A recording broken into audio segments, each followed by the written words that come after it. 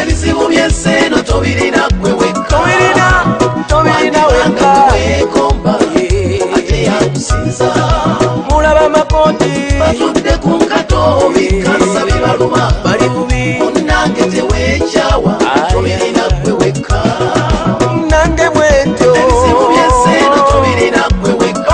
What happened? kyekyabawo. Abaluganda Mukama yeebazibwe. Amina.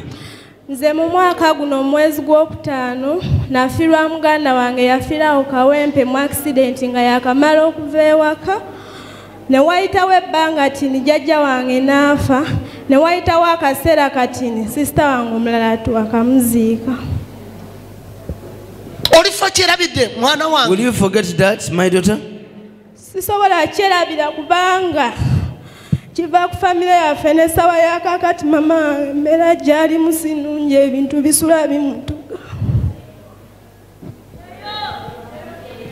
Pagamba olabira ddanga famire ye wammwe ejjudde eddogo eritta omuteego ogutta abantu is full of witchcraft kaseera that kills people every time. Wekiri pasita kubanga okuva we najja wano najja bakakutwala e Kawempe naye accident zaakaneegezaamu emirundi ena.